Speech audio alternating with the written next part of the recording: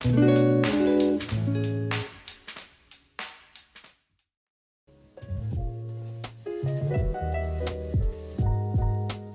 guys, welcome to my channel. If it's your first time here, don't forget to click subscribe right there down below. So today I filmed my everyday makeup routine. Actually very simple, honestly. Starting to get more interested with makeup, so these are just the basics that I know. And many of my makeup influences, from products to looks, greatly come from my mom. She really loves makeup. I know you're watching this, so hi. Most of the products here are either gifts or given by my mom, and some of them I bought on my own and I wanted to check it out myself. If you guys have any suggestions on what I should film next, please let me know in the comments below.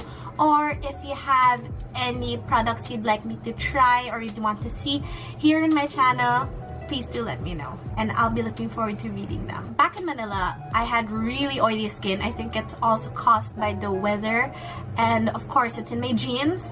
But when I got here to London, my skin started adjusting a bit, so now it's combination, I guess. So only the T-zones get oily, and I have some dry parts here and there. I don't produce as much oil as I used to. I think that's a good thing, I guess. It's basically what you guys have to know about my skin. So without any further ado, let's get started.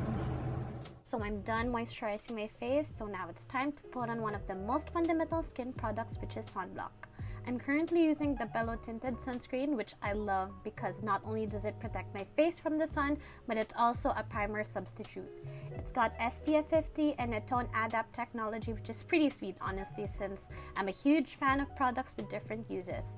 So here, I evenly distributed pea-sized portions all over my face, in which I'll be smoothing out later on. I confess I like using foundation frequently, but on lazy days like today, the many functions of this product just does the trick. I opt for this alternative to rest my skin, since foundation formulas can, clog your pores, so this product makes my skin breathe more. The best thing about this product is that unlike most sunscreens that feel sticky, this one feels just right.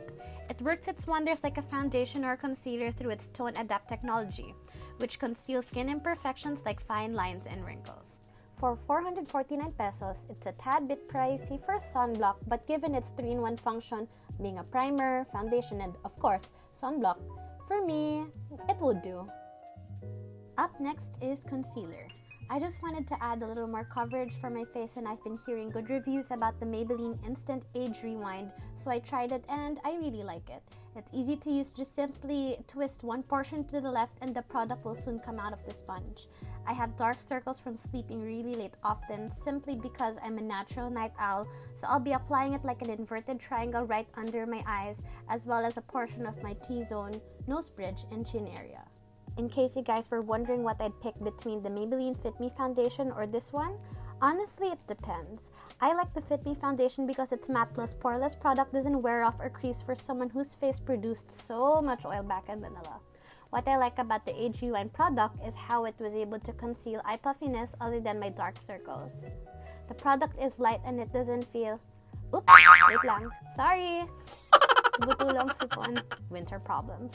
Anyway, the product is light and it doesn't feel heavy, so it's something I'd really use on a daily basis. So right now, I'm blending it using a damp sponge that will help even out the product all over my face.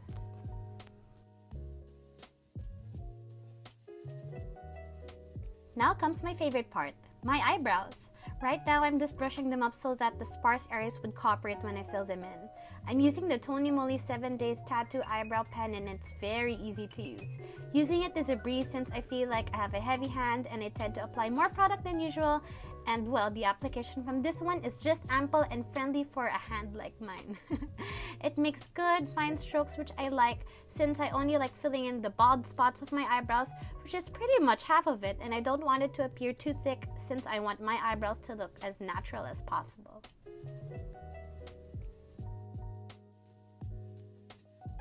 So the area of the head of my eyebrows are pretty uneven, bold to say the least. So I'll be using light fine strokes for that semi-gradient look, and I'll be using an eyebrow brush to spread the product to the rest of my eyebrow.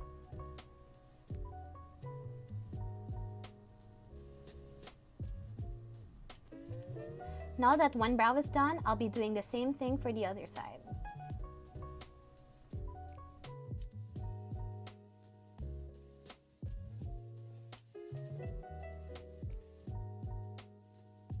Just to make sure my eyebrows stay in place, I'll be using a brow gel to keep them hairs up and about. Benefit's Gimme Brow has been the best one for me so far, and I've been a user of this product for the past 2 years. It's also tiny in size, so it's small enough to keep in your purse if your eyebrow hairs fall sometime during the day. Anything to nail that eyebrow look, that's for sure. Because hashtag Kilay is life, I really can't go out without filling in my eyebrows. I just feel completely naked if they're not colored in. Next are my eyelashes. I'm not really a mascara person, but before I got a Yumi lash lift around late last year, I was very much into eyelash extensions. It only caused my lashes more damage, and it only stuck for around 2 to 3 weeks. So let's opt for the ones that stay longer and, wouldn't hurt you. I have a separate vlog on how the procedure went for my lash lift, and I guarantee you it's 100% pain-free. The owner just provided a clear mascara specifically for lashes that have the Yumi lift, so I just use that so that it stays up and in place. One reason why I didn't really like using blush before was because my cheeks get pink easily. I didn't see the need to apply more color to my face. Now that it's winter, I don't want to appear too pale, so putting blush has become a staple. This TONYMOLY Cheektone cream is compact and light, product-wise and color-wise. For blush, I usually prefer cream-based formulas than powdered ones, so I feel I could only apply the former easier using my fingers, and I can evenly distribute it to both sides of my cheek. I prefer not to use darker hues since I just want to add only a bit more color to my already pink cheeks. I just wanted an ample amount of shimmer, so the Sunnies Face Glowboss is good for that. Honestly, my highlighter really depends on my mood for the day. If I feel relaxed or lazy, I'd opt for a more subtle pigment. I wanted to draw a bit more attention to my cheekbones, so I applied it on that area. If you wish, you can also apply it to the nose bridge, but today, I was already content with what the concealer did, so I left it alone. The Glowboss, in my opinion, is okay. There are highlighters with better pigments and are more long-lasting. One of them is what I'll be showing you in the next part of this video. For 445 pesos, it's almost the same price as the Belo Sunblock I mentioned earlier, but this only had one job.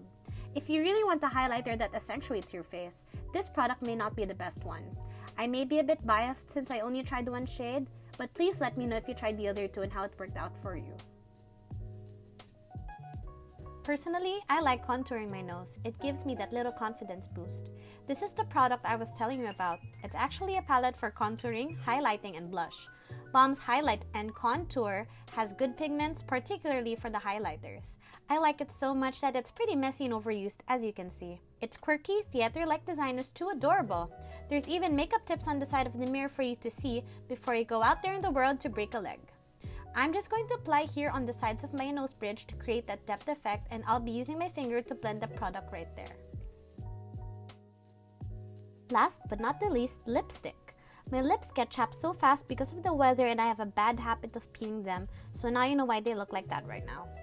I'm just going to apply my ever so trusty lip balm, Carmex, to make sure it doesn't dry out too quickly even when I place the lippy on top. Make sure to always hydrate and moisturize to avoid my situation. If there's one makeup product I like to invest and hoard, it'll definitely be lipsticks. The Rimmel Stay Matte Liquid Lippy is one of my favorites for its smoothness and pink undertones. I have other lipsticks that stick around longer even after I eat, but what makes this staple my favorite is basically its subtle rose-like color. The shade is in Strapless, by the way. There are 13 other shades to choose from for this collection, but this is personally my favorite. Most of my lipsticks fall between these pink tones since I want the natural look for everyday use. Now that everything's done, this is my final look.